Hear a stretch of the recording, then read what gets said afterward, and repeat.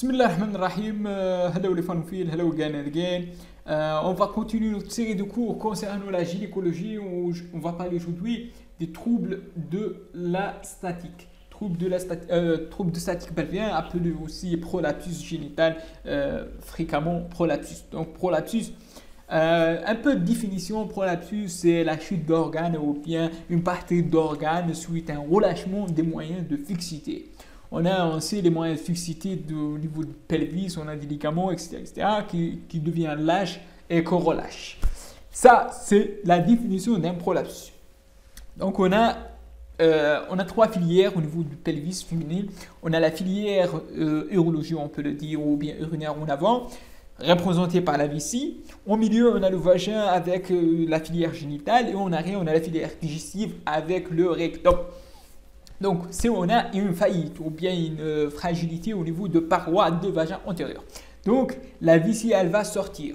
On appelle ça une cystocèle. C'est une prolapsus vésicale cystocèle. C'est la prolapsus vésicale, appelée aussi la colpocèle antérieure, parce que la vessie est antérieure, la filière urinaire est antérieurement, c'est une anatomiquement. Donc, colpocèle antérieure, c'est la cystocèle, c'est la prolapsus vésicale, c'est-à-dire la vessie, elle va sortir. Donc, on va voir des troubles urinaires, etc., etc. Donc, c'est la prolapsus de taille antérieure. Et si on a la prolapsus, la colpocèle, c'est saillie anormale d'une ou plusieurs faces vaginales. Donc, la colpocèle, c'est une saillie au niveau de vagin. Si on a la colpocèle antérieure, c'est bien sûr appelé aussi la cystocèle qui contient la vessie, donc prolapsus vésicale. L'hystérocèle, c'est la prolapsus utérine. C'est hystéroptose, c'est l'utérus qui va sortir. C'est le relâchement de l'utérus, c'est-à-dire prolapsus du lâchage moyen de la périnée, c'est-à-dire la filière génitale, elle va sortir. C'est-à-dire l'utérus, elle va sortir au vagin, c'est appelé hystérocèle. Avoir un utérus entre les vagins, entre les pieds, avoir une boule entre les pieds, ça c'est la définition ou bien la jargon qui vient de dire le patient. La sensation des boules entre les jambes. Donc ça c'est crucial. Donc les érythrocèles, c'est le prolapsus au niveau du col-de-sac de Douglas, c'est la sortie des intestins, des onces digestives par l'étage postérieur du périnée, c'est-à-dire l'intestin va sortir au niveau du cul-de-sac de Douglas. Prolapsus du cul-de-sac de Douglas qui contient certaines onces digestives. La rectocèle, c'est la prolapsus des rectum, appelée aussi, on peut dire colpocèle postérieure, la colpocèle postérieure. Donc en postérieur, on a dit ou parlé qu'on a la filière digestive présentée par le rectum. Donc la rectum qui va sortir, qui va prolaber dans l'étage postérieur de périnée, dans la paroi antérieure, dans la paroi postérieure de vagin, donc le rectocèle qui vient. Donc c'est ça des définitions. On a la prolapsus, on a défini, c'est la chute d'organes. La colpocèle, c'est saillie anormale de la paroi de vagin. La cystocèle, c'est le colpocèle antérieur, c'est la sortie des vessies. L'hystérocèle, c'est l'utérus lui-même. L'érythrocèle, c'est une anse intestinale. Et la rectocèle, c'est le rectum en arrière. Rectocèle, cystocèle. Donc, physiopathologie, c'est bien sûr la statique pelvien, les ligaments de soutènement, suspension, angulation, tout ça, c'est des troubles de statique pelvien. Les facteurs de risque, l'âge. L'âge des sujets âgés, plus de 50 ans, sont à risque de perte de l'élasticité et de tissu de soutien, etc. L'obésité aussi. Hein. Les facteurs de risque gynécologie, majoritairement la parité. Une femme qui ne mutue pas, qui est la non, c'est l'obstétrique. Désolé. Donc, facteur de risque gynécologie, c'est la ménopause et l'hypoestrogénie, c'est-à-dire la chute des hormones. Et au niveau obstétrique, on a la mutupare. Une femme qui accouche plusieurs fois avec le risque et le traumatisme d'accouchement par voie basse, etc. Ça, c'est des facteurs de risque. Bien sûr, l'accouchement par voie basse, elle est très haut risque que l'accouchement par une césarienne. Donc surtout, c'est le bébé, les macrosomes avec des manœuvres instrumentales, les forceps, les spatules, etc., des manœuvres obstétricales, des trucs, etc., etc., qui va relâcher la muscle et bien sûr une épisiotomie mal faite. Tout ça sont des facteurs de risque. Donc chacun, la multiparité, la ménopause et l'âge. Donc ça, c'est crucial. Le régime amication massif, etc., moins fréquent. La constipation, bien sûr, une constipation, elle est tout le temps constipée, elle essaie de faire, donc elle va sortir des organes de la pelvis. Antécédent de chirurgie pelvienne ou bien hystérectomie. Les signes fonctionnels, sensation de perte d'organes pelviens, tumification vulvaire, pose antérieure pelvienne, comme j'ai dit, elles sentent qu'elles perdent des organes.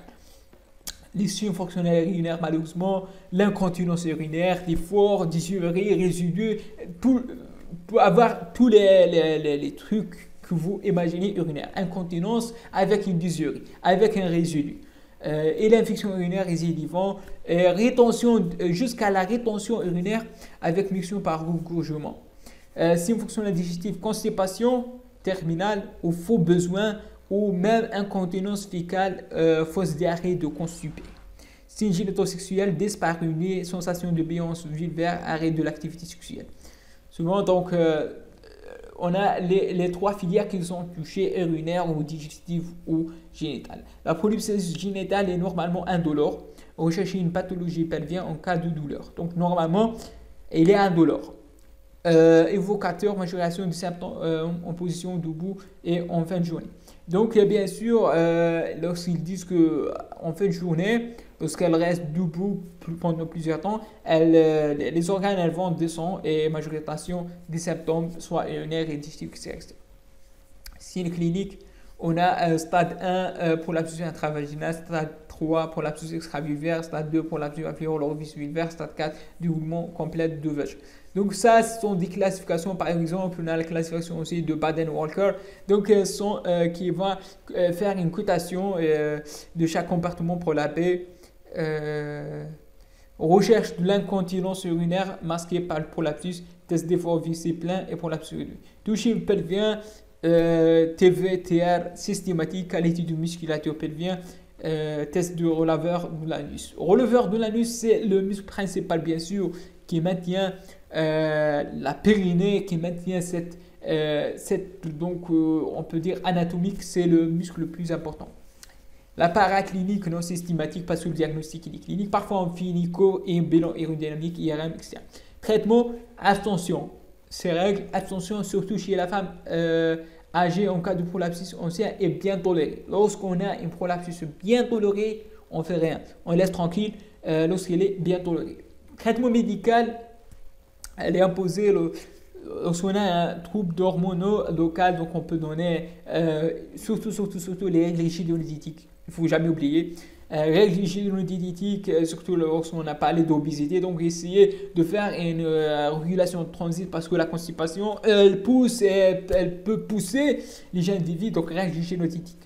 Traitement hormonal substitutif par les oestrogènes locaux. Parce que les oestrogènes, elles vont traiter cette atrophie qui vient avec l'âge. L'atrophie, donc on peut donner un traitement hormonal substitutif local, bien sûr. Réduction pelvipérinéale pour essayer de renforcer une musculature. Donc on fait une réduction périnéale inefficace au stade 3-4, bien sûr, lorsqu'on a tous les organes qui sont descendus. Donc c'est pas crucial. La chirurgie, traitement chirurgical. Donc la chirurgie, parfois lorsqu'on a un échec de traitement médical, échec de tous, parfois on est obligé de faire la chirurgie malgré qu'elle est donc bien sûr traitement chirurgical. Indiqué en deuxième seconde intention après échec de rééducation pelvienne, donc blessure prolapsus supérieur à 2 et surtout le gène fonctionnel important. Lorsqu'on a un gène fonctionnel important, donc la chirurgie elle devient donc indiquée. Le gène fonctionnel important. Par voie abdominale, c'est la femme active physiquement et sexuellement, promotion fixation, et ou bien par voie vaginale lorsqu'une femme âgée par une fixation ou bien hystérectomie, on peut aller jusqu'à hystérectomie ou bien prothèse de soutien lorsqu'une femme elle est âgée. Traitement médical, on a parlé de ça, traitement médical, donc traitement chirurgical, cystectomie.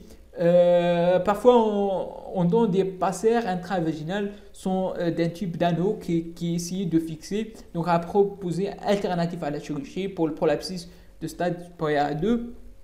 Anneau, donc c'est comme un anneau mis en place par un médecin et on change tous les 2 à 6 mois, donc anneau, ou bien on cube mis en place par la patient le matin et enlevé le soir. Donc c'est ça pour la Suisse. Donc c'est une pathologie, donc on peut dire fréquent. Parfois elle est tolérée, parfois elle est mal tolérée. Lorsqu'elle est mal tolérée, elle peut aller jusqu'à la chirurgie qui est une chirurgie parfois complexe. Donc diagnostic facile, comme j'ai dit, une clinique simple. Parfois on a des gènes urinaires, des gènes digestifs et tout ça. Donc comme j'ai dit, un traitement abstention, on n'a pas ou bien peu de symptômes et il est bien toléré. Donc ça, c'est grosso modo concernant la prolapsus génitale. Donc enfin, je vous remercie pour votre attention. N'hésitez pas à cliquer sur j'aime, abonner sur ma chaîne, aider, aimer, partager. À la prochaine, Inch'Allah. Salam.